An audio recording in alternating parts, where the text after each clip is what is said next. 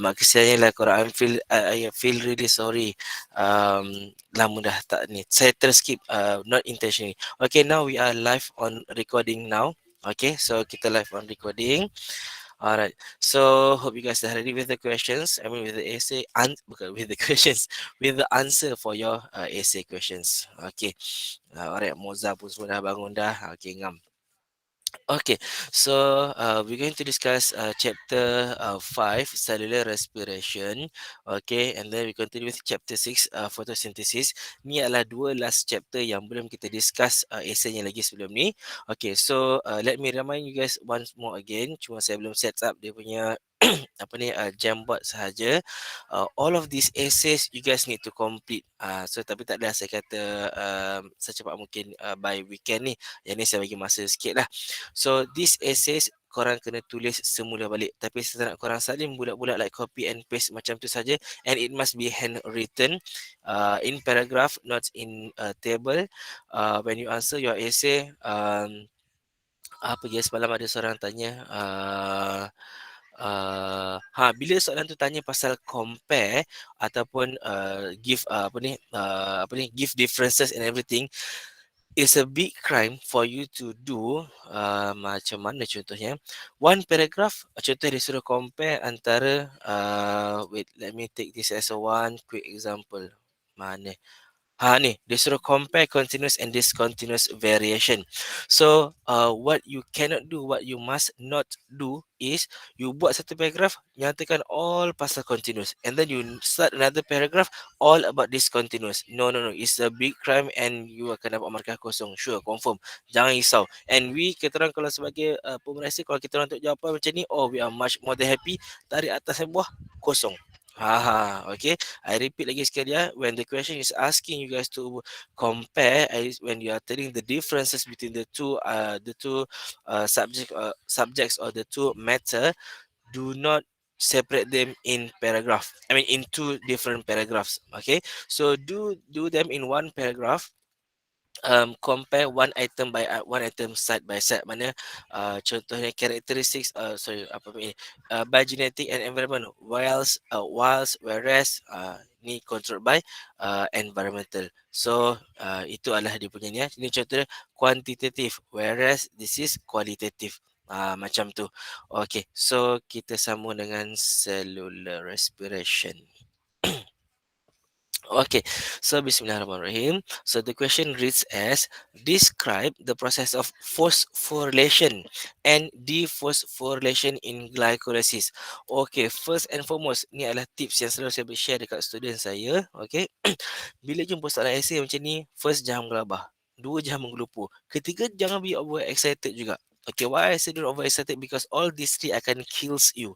What I mean by kills you that your students students tends to answer apa yang dia hafal, apa yang dia ingat, apa yang dia confident. Maksudnya yang dia baru hafal, dia ingat confident adalah benda yang baru dia study tadi. Apa yang baru dia study malam tadi. Lepas tu tengok soalan, soalan first formation, alhamdulillah, inilah yang aku study masa malam Lailatul Qadar hari tu, bla bla bla. Punyalah kau gebang kan. But betul soalan tanya pasal first formulation. But what did the question really ask you to do?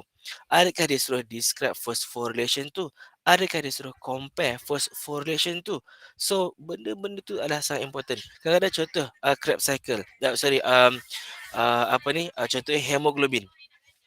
Dia tanya pasal structure of hemoglobin. So structure of hemoglobin, cakap structure. Ada 4 subunits, bla bla bla. Soalan yang berbeza ialah apakah characteristics of hemoglobin ataupun dia punya special characteristics of hemoglobin. So lain pula, tadi tu structure, ni characteristics. So do be careful. So saya punya hints dan saya punya tips biasanya adalah, okay, whenever you see or read the questions, first questions will be divided into two part. First is arahan, kata kerja arahan dia, and the rest of it is the body of the question. So what I will do usually, I will take a thumb, okay, my thumb, or you using yours. Saya akan tutup dia perkataan ni. Saya akan tutup perkataan arahan ni dahulu. Okay, then tutup. So tutup, nanti cancel. So what do you see? you will see the process of phosphorylation and dephosphorylation in glycolysis. Oh, okay, phosphorylation and dephosphorylation. And then what does it ask you to do? Baru kau tengok balik, oh, dia suruh describe. Okay lah, so saya dah tahu. Okay, but I think this question saya termiss out kot dekat dalam your list tu. Tapi tak apa, we have it here.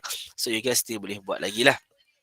Okay, so regarding this chapter, cellular respiration ni adalah part yang atas ini. Sekejap. Ni, phosphorylation nampak. Dia tanya dalam glycolysis. So this is glycolysis. Okay, so this is the process of the whole process, summary process of glycolysis. So dia tanya kat mana yang phosphorylation dan dephosphorylation. Okay, saya nak tanya sekejap. Sure ke saya minggu lepas tak ada kelas dengan korang ataupun recently dengan korang? Rasa tergilanya sebab saya rasa saya baru je buat kelas dengan korang. Rupanya itu kelas 332 ya. 2 times. Okay, saya nak tanya Moza. Oh, Moza. Moza. Apa what is meant by phosphorylation, Moza? Moza. What is phosphorylation? Sekejap, saya tak study lagi. Tapi kau tak study. Ni dah nak study ni Moza. Kita dah habis syllabus ni. Bila habis syllabus tu dah ready untuk exam lagi sebulan lagi ni. Okay, Moza, jujurlah padaku. Kau pernah tengok pernah tengok. Kau pernah study tak video saya tu? This chapter Pernah? cellular. Pernah, cuma terlupa dah sikit kan. And kalau you perasan dekat dalam video saya tu, saya ada banyak highlightkan yang macam mana tu? Tak ada. Ni. Ni oxidation loss. Ada tu saya tulis dekat atas tu. Somewhere lah kalau tak betul. Contoh phosphorylation tu maksud dia apa. And even in fact, nampak saya ni sebenarnya main baik sekali. Dekat dalam skrin ni pun ada jawapan dia. Dekat depan mata kau ni. Apa dia? What is phosphorylation? Addition of phosphate group to an organic molecule. Maknanya kita tambah fosfat pada organic molecule. So kalau dephosphorylation apa Moza? Removal. Removal. So soalan ini tanya dekat dalam glycolysis bila tambah fosfat, bila buang fosfat, itulah yang soalan ni nak. So ni semula ni, these are the details lah. So mana summary dia tadi? Atas ni. So kat sini nampak ni daripada glukos jadi glukos 6 fosfat. Kat sini pun kita dah tahu step number 1 ada tambah fosfat. Lepas tu ni maintain je nama fosfat, tak ada pertambahan fosfat. And then at step number 4 ini ini glukos 2, 3. At step number 3 ini asalnya ada satu je fosfat. Now ada 2 fosfat. Macam mana saya tahu ada 2 fosfat? Kau tengoklah dekat gambar ni. Ni satu fosfat, ni satu fosfat lagi. And tengok dekat nama dia. 1 dash pula 1,6. Mana ada dua nombor, number 1 and number 6, bis phosphate. Remember the spelling is bis phosphate, walaupun kita tulis dua bukannya bi, is bis, bis, bis phosphate. So fructose 1,6 bis phosphate, daripada satu phosphate now jadi dua phosphate. So kita tahulah pertambahan phosphate lagi dekat sini, which is phosphorylation. Okay, then saya nak tanya Mary ada? Mary? Oh, Mary belum bangun tidur ke? Okey, Alisa ada Alisa?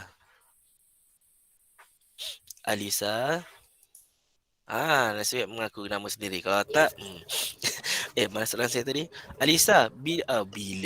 What? When is the next step of dephosphorylation? Ni dekat dalam gambar depan ni. Ni dekat ni, jawapan ni.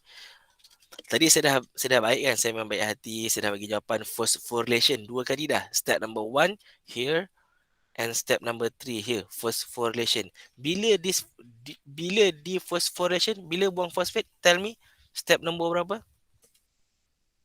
Gambar depan mata ni. 4. Okay, so here is ada one small trick lah. Walaupun you perasan dekat sini pada dua bis fosfat, jadi satu fosfat sahaja. But in this case, dia bukan buang fosfatnya. Ini dia potong jadi dua, dia split menjadi half. Nampak tak ni? This is a 6 carbon molecule fructose 1,6 bisphosphate ni. Lepas tu dia potong dua. Bila dia potong dua, fosfat yang ini ikut yang ini, fosfat yang ini ikutlah yang ini. So kita taklah kata dia dephosphorylation, dia cuma split sahaja. Yang ini menjadi dihydroxy acetone phosphate ataupun DHAP short form dia. Yang ini menjadi G3P glyceraldehyde triphosphate. Ah, So saya tanya lagi sekali. Apa ni? Saya tanya lagi sekali. Bila lagi dia saya ulang phosphorylation lagi. Dephosphorylation saya tanya nanti. At step nombor berapa yang ada phosphorylation lagi? Step nombor berapa? Hilang dah.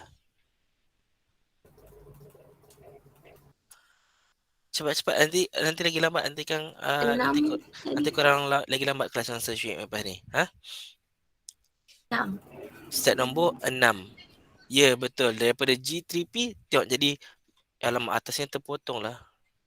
Ni. Jap. How do I edit this? 1,3 bisphosphoglycerate.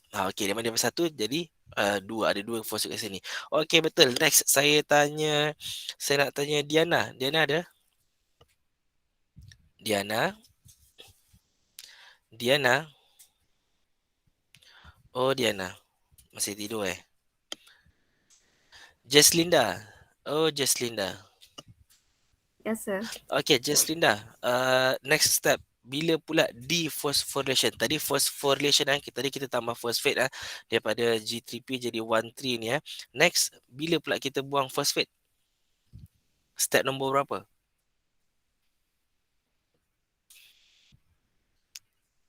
Jeslinda, ada jawapan di depan mata.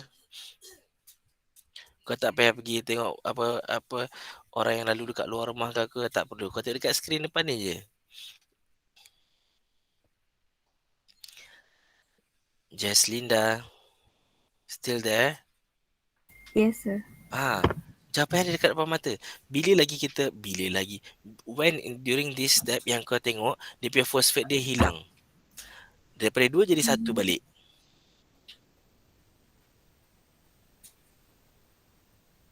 Even kau tengok dekat gambar je pun tak apa, dah faham dah. Tak payah kau tak perlu fahamkan perkataan tu pun dah nampak dah. Nampak tak ni this is Seven. 1,3 ya? Seven. Ya lagi sekali putus pula. Seven. 7. Okey. Macam mana tahu 7? Step number 7. Sebab yang gambar ada tu. Daripada gambar ni ada berapa fosfat yang ni? Hmm. Ni ada berapa fosfat yang saya tengah tunjuk arrow saya ni? Ada yang ada Yang saya tengah satu. tunjuk 1,3 base phosphoglycerate ni ada berapa fosfat?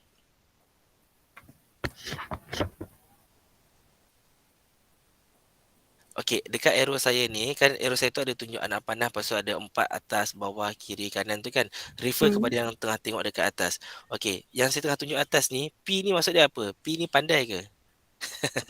Bukan. P tu maksud dia apa? Fosfat ke? Fosfat. So dalam gambar ni ada berapa fosfat? Satu. No, ada 1,3 dua. base phosphoglycerate ada berapa fosfat? Dua. Ada dua. Fosfat tu terletak dekat karbon nombor berapa, Jeslinda? Carbon number 3. dan 1. carbon number 1. Sebab tu nama dia macam ni. 1,3 by phosphoglycerate. Bukannya AS ni kau campak mana nak masuk tong sampah ke? 1,3 by Ada S ni, S. Nanti bis. phosphoglycerate. Bis Phosphoglycerate. glycerate. Okay, so ini ada dua fosfat. Lepas tu, after step number 7, jadi tinggal berapa fosfat? Jadi tinggal berapa fosfat? 1. Okay, 1. So mana pergi satu tu? Dia pergi ke? Tengok arrow saya atas tu. Dia bagi pada siapa? Boleh nampak ni? ATP. Okay, dia bagi kepada siapa? ATP. ATP ke ADP? ADP. Okay, dia bagi ADP supaya ADP menjadi ATP. ya, namanya pun adenosine diphosphate menjadi adenosine triphosphate. So daripada 2 phosphate jadi 3 phosphate. Okay, so korang dah faham sekarang ni. And last sekali, ada lagi tak pertambahan? Ada lagi tak dephosphorylation? Saya mau tanya Nicole. Oh, Nicole. Ya, sir. Bila lagi dephosphorylation, Nicole? Step nombor berapa, Nicole? Terima kasih. Step nombor berapa? Atas pyruvate tu. Kau jangan bagi tahu atas pyramid nombor berapa? Dah besar dah, saya besarkan skrin ni. Sekejap. Kalau setakat senang atas pyramid. Atas belakang tu semua atas. Kau tengok gambar ni pun kau boleh faham. Ini nama dia ini. Ini nama dia ini. Ini nama dia ini. Bila yang hilang yang fosfat tu? Sebelum saya sesak nafas. Saya perlu Nombor 10 kan, sir? step nombor 10. Step nombor 10 tu apa tukar jadi apa, Nicole? ADP kepada Wait. Nama bahan tu. Bukan ADP yang tukar ADP. Kita bukan study pasal ADP, kita tak study pasal glucose molekul ni. Okay, apa tukar? Teruskan. Phosphono-pyruvate. Baca betul-betul, baca satu-satu. Okey, saya punya nasihat kepada korang, semua nama ni adalah susah. So nak sebut dia, sebut satu persatu. Baru nanti dalam exam korang boleh tulis dengan betul nama dia. Ni satu lagi perkara yang saya nak tegur lah. Jangan, memang nama ni semua korang, kalau korang tak boleh sebut, confirm dalam exam korang tak akan menjawab dengan betul. So practice lah sebut nama tu dengan betul. So apa namanya ni, Nicole? Sebut. Phosphoenol. Phosphoenol. Lepas tu? Pyruvate. So kita pecah-pecah, tapi tulis kita gabungkan lah. So phosphoenol pyruvate is converted to ADP. Tukar jadi apa? Phosphoenol pyruvate tukar jadi ADP. Dia bertukar jadi apa? Apa maksud arrow ni? Ini jadi ini. Pyruvate. So phosphoenol pyruvate converted to become apa? Pyruvate. Okay, so ini adalah cara jawab dengan level noob lah. Level nubis lah kan, BBNU. So kalau kita pro sikit, secara umumnya betul. Ini tukar ini. Satu ayat dia phosphoenol pyruvate converted to pyruvate. Tetapi kita boleh upgrade sikit jawapan ni sebab kita tahu nama proses ni apa. Dia apa yang berlaku dekat sini? Phosphoenol pyruvate ni hilang fosfat ke tambah fosfat? Jawab hilang. Bila hilang macam Moza kata tadi, phosphorylation ke dephosphorylation? Dephosphorylation. Phosphorylation atau dephosphorylation? Dephosphorylation. Sebab dia removal of betul, dephosphorylation. So korang boleh tulis jawapan dekat sini, ayat dia phosphoenol pyruvate converted to pyruvate by the process dephosphorylation, full stop. Ataupun kalau lagi advance jawapan korang, kau jadikan dia ayat itu past tense. So phosphoenol pyruvate dephosphorylated to become pyruvate. Lation kat belakang ni jadi ed, TED, phosphorylated. Gitu. Nampak ni payah saya tu ni ada kat sini ayat dia. Okey, so korang dah faham semua. Now kita pergi tengok jawapan dia. So phosphorylation is addition, dephosphorylation is removal. In glycolysis, pukul berapa ni? In glycolysis, a glucose is phosphorylated to form glucose 6-phosphate. Nampak? Phosphorylation. Ni satu markah dia kat sini. Kemudian ATP pula yang dephosphorylated. Sebab apa ATP dephosphorylated? Sebab nampak ni, ATP yang hilang phosphate itu. Sebab dia bagi pada glukos. Okay, so fructose 6-phosphate is phosphorylated kepada fructose 1,6-bisphosphate. Okey, perlu ke korang nyatakan semua proses nombor 1 sampai nombor 10 ni? Tak perlu. Korang hanya mention step-step yang melibatkan phosphorylation and disphosphorylation sahaja. Yang ni isomerization ni semua ni, dehydration ni semua tak perlu. Splitting ni pun tak perlu nyatakan sebab dia tak tanya pasal tu. Another ATP is dephosphorylated to ADP. Nampak ini cara penulisan dia. Glycerol dihydrophosphate is phosphorylated to glycerate 1,3-bisphosphate. Okay. So, itulah jawapan dia. No dephosphorylation occurs since phosphate group comes from the cytoplasm ataupun comes from the environment. Ini maksud dia step number 6 yang ini. Okey, korang tengok yang ni glycerol dihydrophosphate ini tukar kepada glycerate 1,3-bisphosphate. Kan betul kat sini tertinggal. Wait ya. Dia terpotong tu glycerate 1,3-bisphosphate.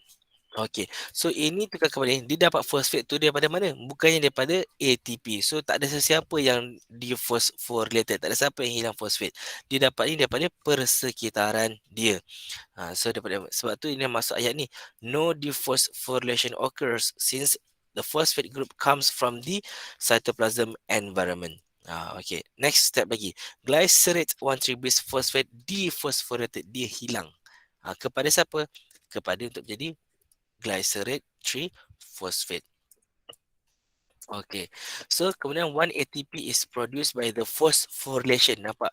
Phosphorylation process of ATP. Phosphoenol pyruvate is dephosphorylated to pyruvate. Another ATP is produced by the phosphorylation process. Okay, so next question. Explain the steps in Krebs cycles that produce high energy molecule. Okey, apakah itu high energy molecules? Ni yang ada high energy. GTP, ATP, FADH2. Okey, tapi kat sini kenapa kita tak mention ATP? Sebab dalam Krebs cycle, dia tidak ada direct hasilkan ATP. Saya buka Krebs cycle. Mana Krebs cycle? Ini yang jelas. Okay, wait. Ada yang better? Okay. So, nampak kat sini tak? This is Krebs cycle. Adakah penghasilan ATP dekat sini? Tak ada. I mean, dia tidak directly macam tu. Ini adalah byproduct dia sahajalah yang sebelah sini. So, itu dah maksud dia dekat sini. Okay. Explain the steps in Krebs cycle that produce ni high energy molecules. So high energy molecules ni adalah GTP. GTP is produced during conversion of succinyl CoA kepada succinate. Kenyatakan ni GTP dihasilkan daripada GDP, hasilkan daripada GTP. Kemudian FADH2. So korang boleh tahu macam nak tahu dia adalah high energy molecule yang dia terima fosfat. Ataupun dia yang terima elektron ni. Okey, ni dia terima elektron. Asalnya dia adalah FADH. Okey, so asalnya dia adalah FAD2. So dia menjadi FADH2. Nampak ni? FAD menjadi FADH2. Bila dia bertambah, dia bawa H, dia sedang carry elektron. Macam ni kita tahu dia carry elektron? Nampak ni. Oxidation is loss, reduction is gain of electron. So succinate ini dia become oxidized. Dia hilang elektron dan dia juga hilang hidrogen. Nampak? FAD daripada tak ada H, dia ada H. So daripada mana datangnya H tu? Daripada succinate. So bila succinate bagi hydrogen ions dia atau proton dia kepada FAD, dia hilanglah kan. So bila dia ni hilang, dia mengalami oxidation. Boleh faham ke tu? Kenapa jadi keluar begini? Okay, Alright. So, sebab itulah kita tahu NADH. So, kita tak bukan so lepas ni saya harap korang tak confuse lagi. FADH tu, FAD, NADH tu siapa yang carry elektron, siapa yang high energy molecule, siapa yang oxidation agent dan sebagainya. Okey, saya terangkan sekali one time dekat sini sekarang. Saya ambil contoh this one. Malate converted to oxaloacetate. Tapi saya tahulah sebenarnya malate ni adalah mengalami oxidation sebab dia loss of electron. Macam mana saya tahu malate ni loss of electron? Kau tengok sini. Through this arrow here dia bersentuhan dengan sini dan dia keluar balik. Asalnya NAD+. Now dia menjadi NADH campur H+.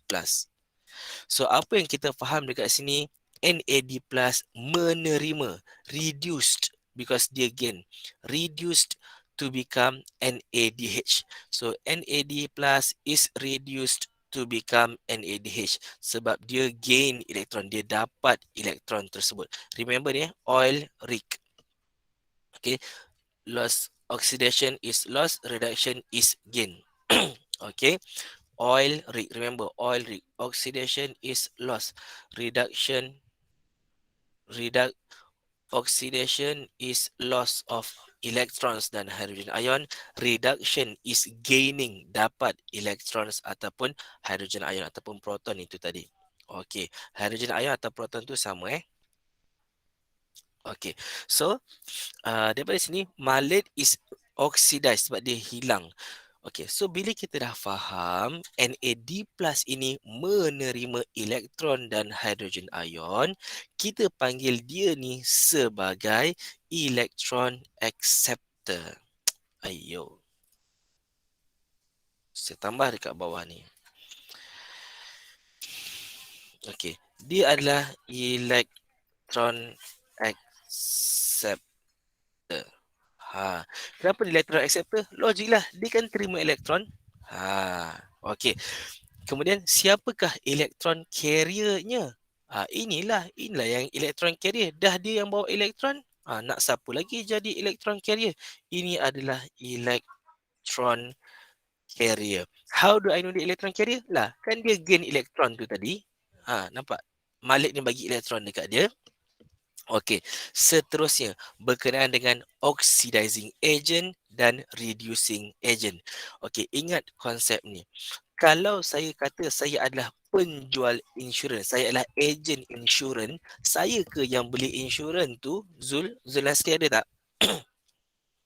Yes, sir. Okey, Zul, kalau saya cakap saya agent insurans. Siapa yang beli insurans? Saya ke engkau? Contoh saya agent insurans, saya pergi kat kau Zul. Saya lah beli. Siapa yang beli insurans? Saya beli kat saya. Engkau kan. So saya panggil sebagai agent insurans tapi bukannya saya membeli insurans tersebut. So bila saya kata, okey sekarang saya nak tanya kau, NAD plus ini dia adalah agent apa? Sekejap. Agent apa? Jangan cakap agent Ali, aku tumbuk kau terus Oxidation agent ke, oxidizing agent ke, reducing agent? Oxidation. Sorry. Ya. Okey, konsep dia, kalau saya adalah insurance agent, saya menyebabkan orang lain mengalami atau membeli insurans tersebut. So malate tukar kepada oxaloacetate, dia mengalami apa, Zul? Oxidation. Oxidation sebab Mengalami. dia loss kan.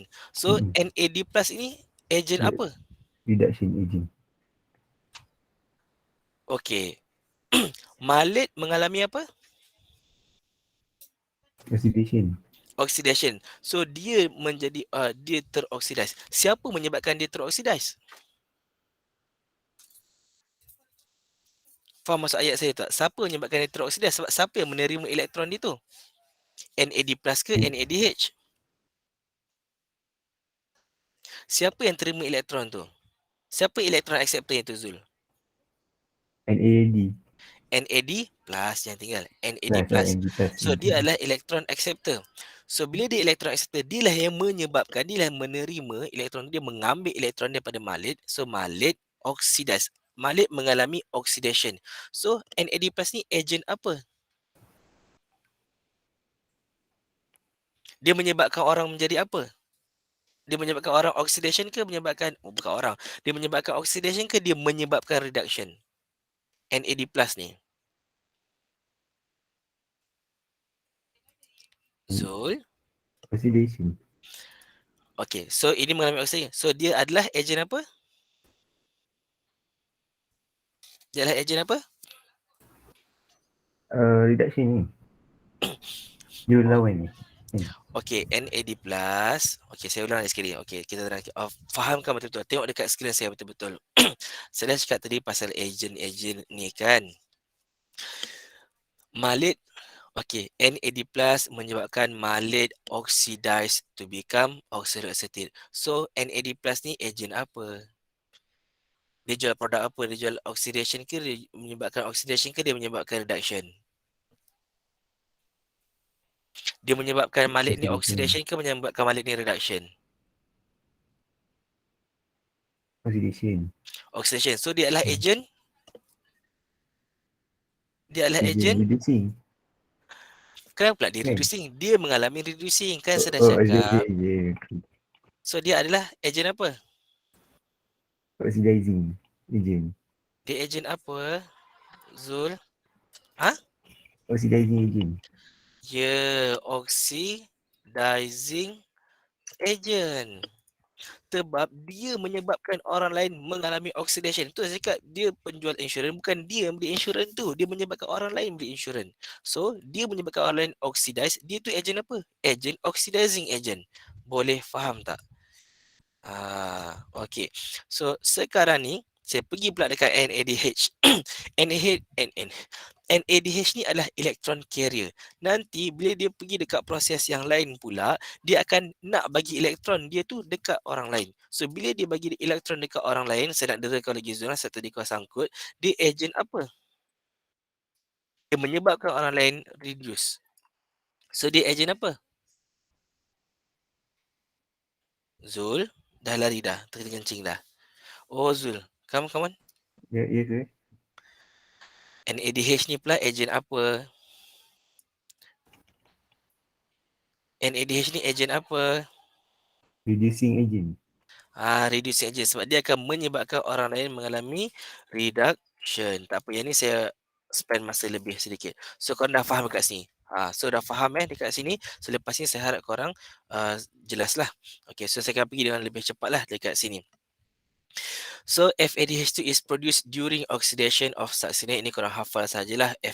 NADH produced during oxidation of isocitrate kepada apa, NADH dihasilkan semasa apa, tukar kepada apa. Begitu juga dengan ini. And then kita sambung dengan 1-GTP is transformed into ATP. Kemudian GTP kepada ATP melalui substrate level phosphorylation. So dekat sini saja yang unik sedikit. Ini nama proses ini ialah substrate level phosphorylation sebab dia akan menggunakan enzim dekat sini untuk tukarkan ADP menjadi ATP ni tadi. Okey, NADH dan FADH2 enter the ETC menghasilkan ATP melalui oxidative phosphorylation. Yang ni korang belum belajar lagi. Okey, next semester. 1 FADH2 generates 2 ATP, 1 NADH hasilkan 3 ATP. Ini pun korang akan belajar nanti. Okay, so saya move to the next question. Describe how the oxaloacetate is used and produced in matrix. So ini dia nak tanya macam mana oxaloacetate ini diguna. Basically dia nak tanya pasal Krebs cycle ni juga. Saya nak tanya macam mana oxaloacetate ini nak diguna. So OAA short form dia recyclable product of Krebs cycle. OAA is used to combine with acetyl-CoA. Ini combine with acetyl-CoA to form upper citrate while CoA then will be released. Nampak coenzyme A ni being released. Ni, this one. And then OAA is produced when citrate is rearranged into its isomer, isocitrate. Okay. Maksud dia ni rearrange bila citrate ni tukar menjadi isocitrate. Isocitrate kemudian dia oxidize kepada oxalosuccinate. Okay. Sepatutnya itulah short form saja. Sekejap kat sini. Carboxylated to alpha ketoglutarate. Sebenarnya dekat sini yang ini kita boleh skip sikit yang ni. Yang ni cuma maklumat tambahan sahaja. Okey, ni yang ni sebenarnya isocitrate. Okey, dia terus tukar menjadi alpha ketoglutarate. Isocitrate is decarboxylated to alpha ketoglutarate. Ini saya boleh ni. Isocitrate is tertinggal R. Decarboxylated. Kenapa dipanggil sebagai decarboxylated? Sebab dia hilang karbon. Macam mana dia hilang karbon? Dalam bentuk CO2 ni. Nampak? Dia hilang C, dia hilang karbon. Menjadi ini. Kemudian alpha ketoglutarate is decarboxylated lagi untuk menjadi ini. Kan saya ada tunjuk dalam video saya kan, daripada 6 kekal jadi 6, daripada 6 tu jadi 5, 5 jadi 4, lepas tu maintain 4 sampai terus habis. Okay, so then yang ni semua ayat yang biasa sajalah. Kemudian korang akan tulis essay ni balik. Question seterusnya, describe the stages in the production of NADH and its role in cellular respiration. Dia nak tanya bila penghasilan NADH. Bila nak hasilkan NADH, ini hasilkan NADH. Ini hasilkan NADH, and ini pun hasilkan NADH. Ini juga hasilkan NADH. So ada 1, 2, 3, 4 proses yang menghasilkan NADH. Dan apakah peranan NADH dalam respiration? Okey, nampak kat sini. NAD acts as electron acceptor. Nampak yang saya tuliskan ni tadi, electron acceptor. So saya tak tipu korang. Daripada awal sampai habis saya tak ada menipu korang. Alright. So in a series of reaction that involve reduction and oxidation, when NAD plus accepts electron and proton, it is reduced to become NADH. That is during glycolysis. Semasa ini tukar jadi ini. During link reaction, ini semua korang senaraikan saya. Mana daripada glycolysis, ini tukar kepada ini, ada berlaku proses tersebut.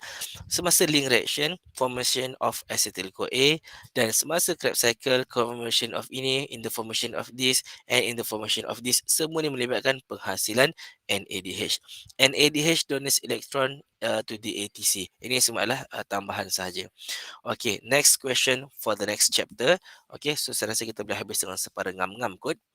Okay, photosynthesis. So, nasi kalau ngam-ngam tak adalah kita drag masa sangat dengan Syuib lepas ni. I mean korang dengan Syuib lepas ni rasanya boleh habis insyaAllah on time. Okay, so chapter 6. Discuss the non-cyclic photophosphorylation of light-dependent reaction. Okay, so for this one, saya pergi yang sini. Dia tanya apa tadi? Non-cyclic. So this one adalah cyclic. Harap korang masih familiar lagi dengan gambar ini dan korang masih boleh faham lagi pasal ini. So ini adalah photophosphorylation. Kenapa dipanggil sebagai photophosphorylation? Dia foto sebab melibatkan cahaya. Phosphorylation maknanya penghasilan phosphate produk. Apakah phosphate produknya? ATP. So photophosphorylation. Sebab tu by definitionnya adalah formation of ATP daripada ADP dan phosphate by chemiosmosis. Ini adalah chemiosmosis using proton motive force generated across the telecom membrane during light reaction. Keyword dia kat sini, light reaction of photosynthesis. So saya ulang balik keyword dia, penghasilan ATP daripada ADP dan phosphate semasa chemiosmosis during light reaction. Light reaction ni itulah yang ada light, ada sunlight, ada cahaya matahari. Sebelum tu, untuk kalau korang dah blur-blur dah macam dah ingat-ingat lupa kan, in photosynthesis ada dua types. Okay, ada dua types, sorry my pardon, two reactions of photosynthesis, which are light reactions dengan a light dependent reaction, which is yang ini light independent reaction, tidak bergantung kepada cahaya matahari. This one bergantung kepada cahaya matahari untuk dia proceed, untuk dia berlaku lah. So sorry, ini so first part dia adalah bergantung kepada cahaya matahari, second part tidak bergantung kepada cahaya matahari. So apakah perkaitan antara light reaction dengan Kelvin cycle ini tadi? Light reaction dia supply bagi ATP, bagi NADPH, so that boleh digunakan oleh Kelvin cycle, dan Kelvin cycle bila dah gunakan ATP dan NADPH, dia tukar, dia bagi balik ADP dan NAD+ untuk digunakan oleh link light reaction kat sini. So kalau katakan satu proses ni tak ada, proses ini pun tak boleh nak berlangsung. Sebab apa? Nanti akan ada pengumpulan ataupun accumulation of ATP dan NADPH yang tidak boleh nak ditukarkan kepada ADP dan NADP+. Nampak kesan dia macam tu. So soalan essay ataupun soalan tu boleh soalan structure tu boleh tanya what is the connection ataupun what is the relation between light reactions and Kelvin cycle during photosynthesis. So korang akan jawab light reactions will supply ATP and ADPH for Kelvin cycle, and whereas Kelvin cycle will will supply ADP dan NADP plus in return for the use kegunaan oleh light reaction. So light reaction ni pula dia terbahagi kepada dua cyclic, mana secara kitaran ini non-cyclic. Apa maksud non-cyclic? Nampak ni. Elektron itu gerak terus sampailah habis, sampailah dia bagi dekat NADPH. Adakah elektron tu di recycle semula? Tidak. Nada, nunca, no me entiendes. Tak faham ke? Okey, tak ada. So perbezaannya dengan kalau cyclic phosphorylation, ini cyclic photophosphorylation. The electron ni arrow kuning-kuning ni bukan yang tunjuk arah signal lah. This is showing perjalanan ataupun pergerakan elektron daripada mana pergi ke mana, pergi ke mana, pergi ke mana, pergi ke mana. So now you dah faham, elektron ini pergi ke primary accelerator, pergi ke ferredoxin, pergi ke cytochrome plus, pergi ke plasticine, masuk balik dekat sini. So ini adalah cycle. So nampak satu namanya ialah cyclic photophosphorylation. Soalan tu tadi tanya non-cyclic photophosphorylation, which is, so you kena explain this one. Okay. So bila dia suruh explain this one, okay, kita pergi sepintas lalu secepat mungkin yang boleh. So start. First we will start dengan light ini. Okay, light energy ini dia bagi photon, bukannya proton, photon. Ejaan dia PHOTON. Somewhere in this lecture note kau pergi carilah. Mana entah. Bla bla bla bla bla bla bla. Betul baik yang saya cari juga untuk korang. Ni nampak kau tak saya tipu ke bulan puasa ni. Okay. A photon of light is absorbed. Jangan cakap sunlight is absorbed. Lemah jawapan tu, lemah. Itu jawapan budak BBNU. Okay. Untuk jawapan budak pro sikit. Okay. A photon of light ni. Photon. Molecule of light dipanggil sebagai photon. So molecule of light ni diserap, okay, diabsorb by a pigment molecule. Okay. Then next, jangan confuse. Dia serap photon. Kemudian apa yang diambil daripada photon? Energi. Saya ulang lagi sekali ya. Dia serap photon tapi apa yang diambil adalah energi. So berbeza sedikit dekat sini. So dia absorb photon dan apa yang ditransfer? Kita dah tak sebut photon transfer. Tak. First time saja kita sebut photon semasa dia diabsorb. Then dia adalah energy. The energy, arrow warna hitam-hitam ni adalah energy. Energy daripada photon of light itu tadi. So energy is transferred from one pigment molecule pergi ke another pigment molecule, sampailah dia pergi ke reaction centernya ni, special pair of chlorophyll ni dekat dalam reaction center ni yang dinamakan sebagai P680. P680. Korang pun sepatutnya kalau tengok video study video saya tu dah faham lah kenapa namanya P680, sebabkan wavelength-nya. Wavelength of cahaya ni tadi. Okay. So, then energi tu bila dah sampai dekat reaction center ni, dekat dalam ini juga ada elektron. Nampak ada dua elektron, ada dua elektron ni yang diisi dekat special chlorophyll molecule ini. Elektron ni datang daripada mana? Daripada siapa? Daripada photolysis of water. Apa itu photolysis of water? Is the water being lysis, dipotong. Dipotong oleh siapa? Oleh sunlight dengan bantuan enzim lah. So water menjadi tukar menjadi hydrogen ion dan oksigen, dan pada masa dia release dua elektron. 2 electrons. This electron akan masuk dekat reaction center ini, but remember this electron is weak, tidak cukup energi, tak cukup tenaga. Ingat tadi ni yang arrow warna hitam ni, ini adalah energy, light energy. So this is energy. Energy ni semua dibagi dekat elektron ni. So kalau korang pernah tengok kartun Dragon Ball ke, atau korang tengok kata apa yang dia tengah nak cuba kumpul Kamehameha tu, yang orang bagi energy kat dia, semakin lama dia makin besar, energi dia makin besar. Energi dia makin banyak. So bila elektron ni receives all the energy ni sampai cukup tinggi, dia akan excited, photo excited. Maksud photo excited tu dia akan menjadi tenaga dia lebih, dia akan excited to higher, dia pergi ke primary electron acceptor. So elektron itu kemudian pergi ke plastoquinone, cytochrome complex dan sebagainya, and along the way dia akan pass the energy tu kepada cytochrome complex menyebabkan um, penghasilan ATP ni tadi. Okey, ini melalui electron transport chain juga namanya. And last sekali, bukanlah next elektron tu pergi ke mana? Arrow warna kuning ni.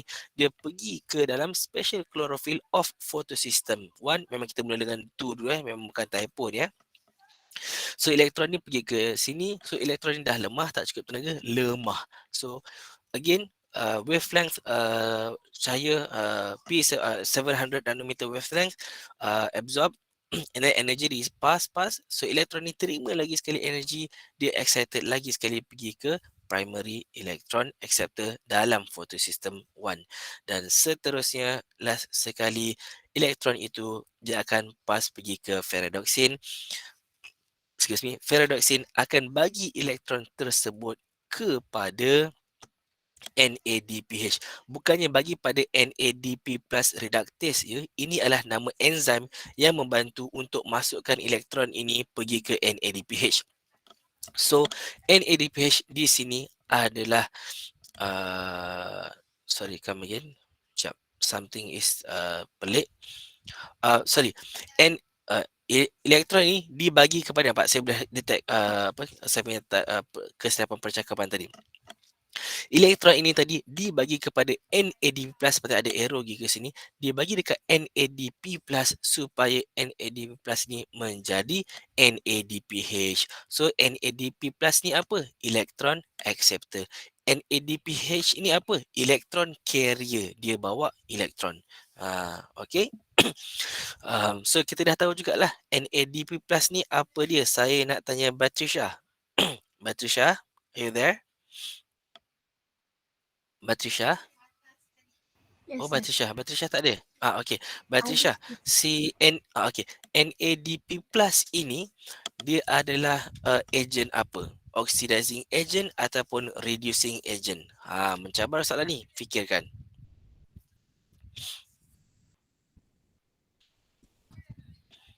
NADP+ ni dia terima elektron ke dia bagi elektron? Batrisha, Bagi.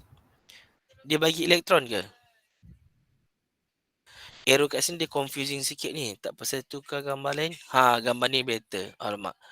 Tapi yang berkabur pula. Silap jap ya. Ni bukan. Sorry.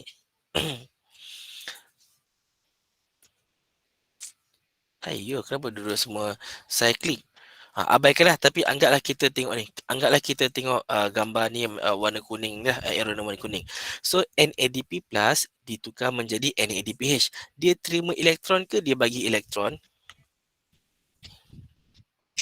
Batrisha, dia bagi ke dia membagi something ke dia menerima something daripada NADP menjadi NADPH? Quick Batrisha. Terima something. Dia terima something. Dia terima hidrogen dan elektron. Nampak bila ada hidrogen, adalah elektron kat situ sekali. Dia ni memang berkawan baik. So, dia terima something. Bila dia terima something, dia terima elektron, dia mengalami apa? Oil rig. Remember, oxidation is losing, reduction is gaining. Oil rig. So, dia apa? Dia gain ke dia lose? Gain. Gain. Bila gain, dia mengalami? Reduction. Reduction. Ini nama enzim dia. Okey, bila dia reduction, adakah dia reducing agent? Dia mesti terbalik. Kalau dia mengalami reduction, dia adalah agent apa? Oxidizing. Ya, dia adalah oxidizing agent. Ini nanti menjadi reducing agent yang dia ni. Sebab apa kita kata dia oxidizing agent? Kalau kita check balik, ya betul, dia oxidizkan FAD. Sorry, dia oxidizkan ferredoxin sebab ferredoxin akan mendermakan elektron dia. So dah jelas lah sekarang ni. So kita tengok jawapan dia. Alright. So occurs in chloroplast. Okay, yang ni jangan lupa untuk bagi tahu. In chloroplast dekat dalam gerana, dekat dalam thylakoid membrane. Ini berlaku dekat thylakoid membrane. So kalau korang dah blur-blur apa itu thylakoid membrane, ini adalah sekeping thylakoid. Proses ini memang berlaku dekat dalam thylakoid. Ini adalah stroma. Stroma ni apa dia? Kalau kita tengok structure of chloroplast ni tadi, okey, so ini adalah chloroplast, organelnya itu. Dalam chloroplast ni ada sekeping-sekeping macam roti ni, bulat-bulat disk dia, itu adalah thylakoid. Thylakoid itu ada membrane. So kalau korang tengok Calvin cycle ini prosesnya berlaku dekat stroma, dekat cecair di dalam chloroplast. Tetapi light reaction itu berlaku pada membrane of thylakoid ini. So sebab tu masuk ayat kat sini occurs in the thylakoid membrane. Light absorbed by photosynthetic pigments ataupun antena kompleks. Apakah itu antena kompleks? Yang bulat-bulat hijau-hijau yang ini tu. Ni, ini adalah antena-antena kompleks ni, bulat-bulat hijau ni. Pigment molecules ni ataupun namanya lain adalah antena complexes of chlorophyll A, B dan carotenoid of PS2. Kita mesti mula dengan PS2 ataupun P680. Nampak ni, kita mula dengan PS2. Light energy ataupun photon itu is transferred to the reaction center. Dekat tengah-tengah ni adalah reaction centernya. Okey, ataupun chlorophyll A. Ya, betul. Nama lainnya kat tengah-tengah ni adalah chlorophyll A.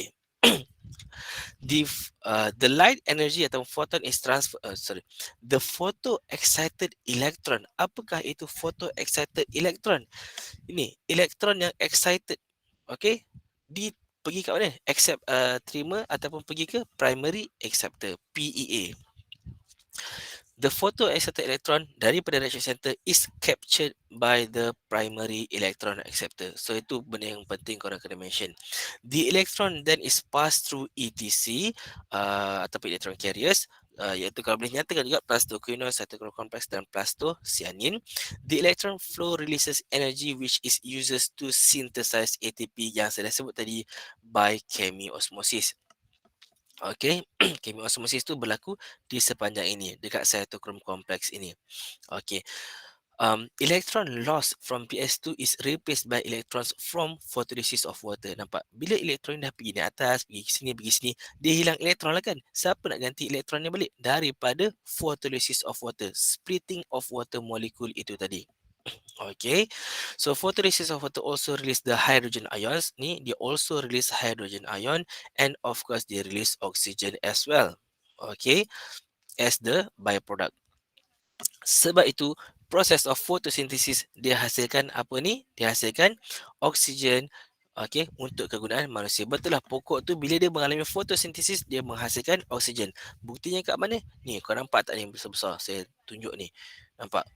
Oksigen. So bila dia split water molecule, dia release elektron ini, dia menjadi hydrogen ion dan oksigen. So oksigen ni bagi kat siapa? Bagi kat engkau untuk engkau hirup. Okey, untuk korang gunakanlah. Nikmat Tuhan manakah yang kau dustakan? Kalau korang faham lah. At the same time, PS1 on the other side absorb light energy and release its electron to its primary electron acceptor. Sama juga at the same time. Ni dia pun buat kerja juga, absorb light juga. Okay. The electron is passed through ETC lagi and sampai ke ferredoxin ni. Allah, ini tak ada ferredoxin gambar ni. Gambar ni ada. Dia pass pergi ke ferredoxin elektron tersebut. Okay, and is accepted by NADP+. Nampak? Dia diterima oleh NAD+ untuk membentuk NADPH. Electron loss from PS1 is replaced by electron from PS2. Okay, dia ni elektron ni bila dia dah naik atas pergi ke ferredoxin bagi kat sini, elektron dalam photosystem 1 ini bukannya digantikan oleh photolysis of water. Dia digantikan oleh elektron daripada photosystem tu ni. Nampak ni? Ni naik elektron ni dari photosystem tu dibagi dekat photosystem 1. So photosystem 1 ni dapat elektron daripada mana? Daripada photosystem tu. Photosystem tu dapat elektron daripada mana? Daripada a photolysis of water ni. Electron loss from PS1 is replaced by electron from PS2. So products from non-cyclic are, mana produk dia adalah ATP, NADPH dan oksigen. So produknya adalah ni ATP, NADPH dan juga oksigen. Tengok NADPH, ATP dan oksigen. Okay, next question. Ada berapa soalan lagi? Okay, saya sempat. Describe the electron flow through photosystem 2 in plants. So, dah mudahlah, basically saya dah sebutkan tadi pun. The electron flow through photosystem 2 occurs in the non-cyclic photophosphorylation. Kita kena mention non-cyclic sebab apa? Kalau yang cyclic ni, dia hanya melibatkan photosystem 1 sahaja. Kalau photosystem 2 ni, berlaku dekat cyclic sahaja. Okay, of light dependent reaction. Light is absorbed by photosynthetic pigments, blah, blah, light energy atau photon transfer pergi ke reaction center, the photoexcited electron, okay, sama je, is captured. Okay, the electron is then passed kepada PS1 pula melalui ETC, plus tu ke non pass electron kepada cytochrome complex. Ini dia terangkan apa yang berlaku dekat dalam ETC tu lah, electron transport chain tu. The cytochrome complex pass electron to plus to cyanine, plus to cyanine hantar pergi ke PS1. The electron flow release energy which is used to synthesize ATP. Ni saya dah sebutkan dah pun tadi. Okay. From photolysis of water, the P680 becomes strong oxidizing agent after releasing its 2 electrons. Apa maksud oxidizing agent? Dia menyebabkan orang lain teroksidas. Dia sendiri akan mengalami reduction. Dia sendiri akan nak terima elektron. Nampak ni. Bila P680 strong oxidizing agent, selepas dia hilang elektron, dia nak terima elektron pula. Menyebabkan splitting of water dipanggil sebagai photolysis of water. Okay, next question. Compare and contrast. So bila ada compare, mesti ada similarities dan differences. Mesti ada dua-dua. So ada markah untuk ini juga. Of cyclic dengan non-cyclic. So apa persamaannya ni? Dua-dua menghasilkan ATP. Okay, kita tengok dekat sini. Ini hasilkan ATP untuk cyclic. Untuk non-cyclic pun dia hasilkan ATP. Itu adalah persamaan yang pertama.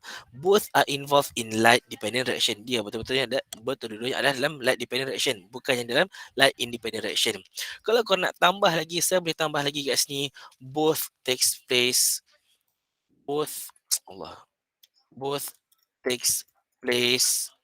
sorry, place on thylakoid membrane. So ada dulu dekat thylakoid membrane kan buat kerja ni. Okey. Perbezaannya pula cyclic dengan haram. Tak boleh jawab dalam keadaan table macam ni. Mesti dalam ayat penuh. Cara nak buatnya mesti compare side by side. In cyclic photophosphorylation, the electron flow is cyclable, whereas in non-cyclic photophosphorylation, non-cyclic electron flow. In cyclic photophosphorylation, no NADPH produced, whilst in non-cyclic photophosphorylation, NADPH produced.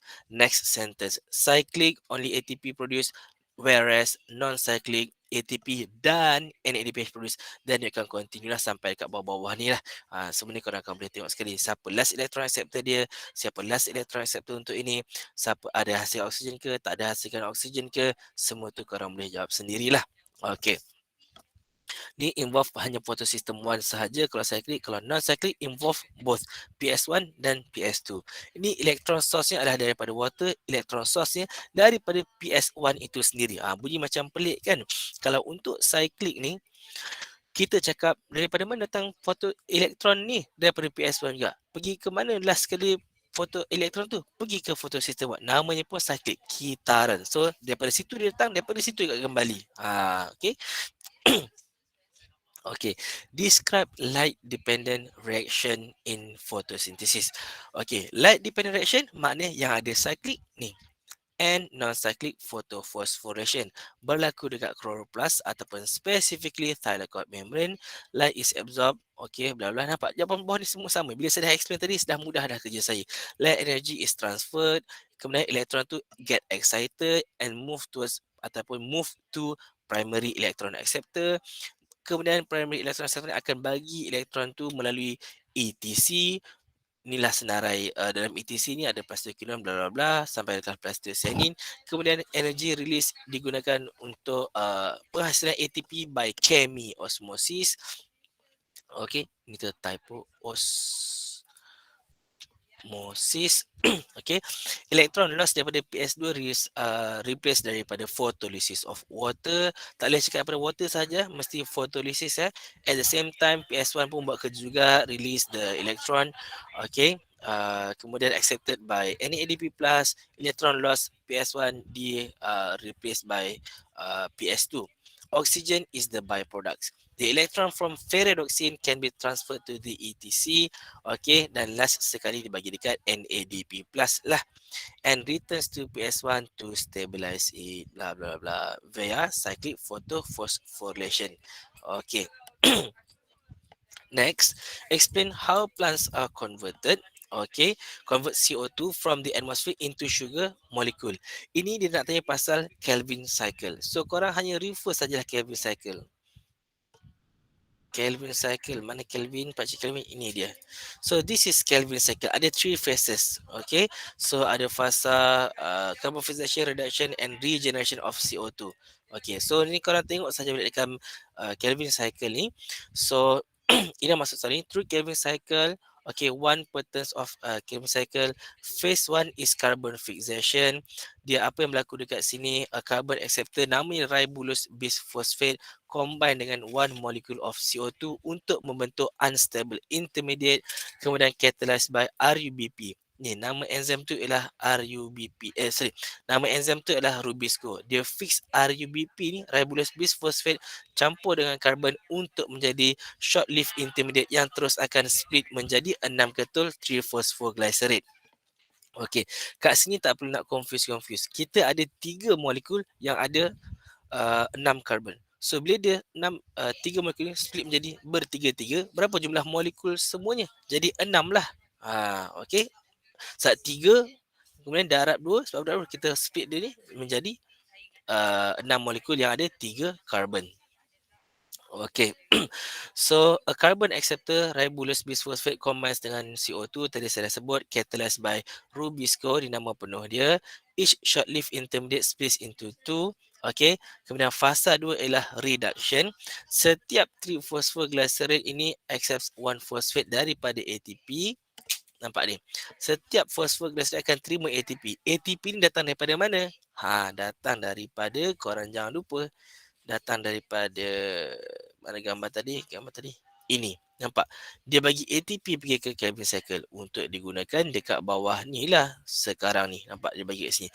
Pun dia akan guna NADPH ni datang daripada mana? Datang daripada tadi juga.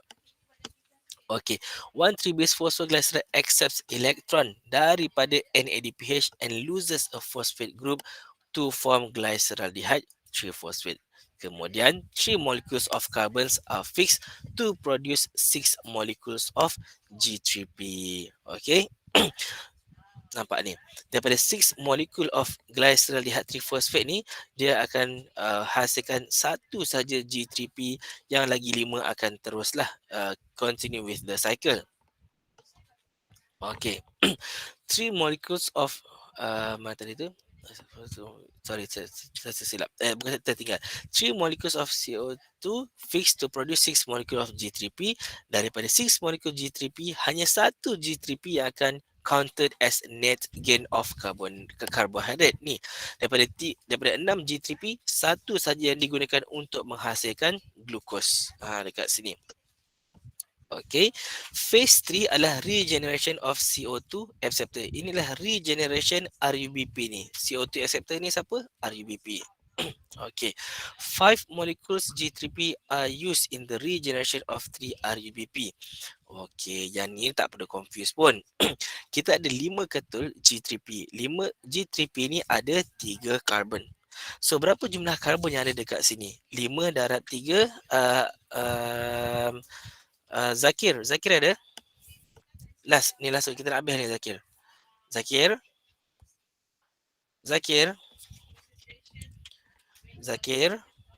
Imran. Kita nak habis ni Imran. Ke korang masuk kelas Syuk Imran? Ya, sekejap lagi. Alamak, siapa yang boleh bantu saya voice out sikit? Batrisha ada? Alisa? Ada, sir. Okay. 5 kali 3 berapa, Lisa? 15. 5 kali 15. So 3 molekul of 5 karbon. 3 kali 5 berapa? 15. 15. So sama juga. So number of carbonnya sama. So tak ada pertambahan, tak ada pengurangan kat sini. Dia cuma susun semula sahaja. Itulah maksud ayat dekat sini. 5 molecules of G3P is used to regenerate 3 RUBP catalyzed by series of enzymatic reaction. There are 3 molecules of ATP needed in this phase. Ni ada 3 ATP yang diperlukan. Okay. To produce 1 molecule of glucose and 6 CO2 to produce 1 glukos, 6 karbon dioksida diperlukan. Okey, so kenapa 6 karbon dioksida diperlukan? Nampak 3 karbon dioksida hanya hasilkan 1 G3P. So glukos ada berapa karbon? Ada 6 karbon. Ni baru ada 3 karbon. So nak hasilkan karbon dia perlukan 2 ketul G3P. So 2 ketul G3P you perlukan 6 karbon dioksida. Itulah maksudnya dekat sini. 6 CO2 are used. So that 2 molecule G3P used to produce 1 glucose. Okay, last question. Describe carbon fixation in Kevin cycle for C3 plant. Okey, kenapa dipanggil sebagai C3 plant? Sebab dia adalah plant yang the first product of carbon fixation-nya adalah 3 carbon compound. Okay, which is the 3-phosphoglycerol.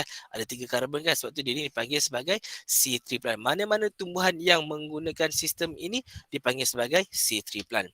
Okay, C3 plant akan fix carbon from atmosphere. Carbon fixation occurs in stroma, bukan dekat thalakkoid membrane, present in the chloroplast, consists of single reaction sahaja. Okay, CO2 reacts with RUBP. Ni CO2 reacts with RUBP, which is phosphorylated 5 carbon compound. Okay, the reaction is catalyzed by Rubisco. Ini ribulose bisphosphate.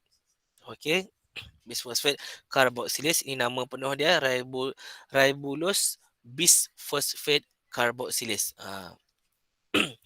Product is 6 carbon intermediate compound which is immediately breaks down, which is unstable, menghasilkan 2 molecules of 2 molecules of 3-phosphoglycerate. Okay, the fixed carbon molecule forms the carbon skeleton in carbohydrate conversion into organic compound. Apa maksud carbon molecule membentuk carbon skeleton?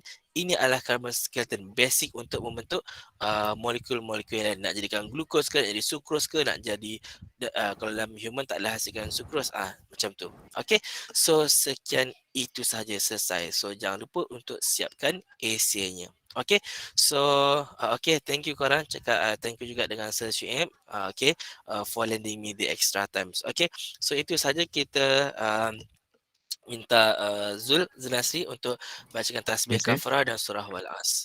Baca tasbih kafarah dan surah Wal-As. Saya stop recording. Okay, baca tasbih kafarah dan surah Wal-As.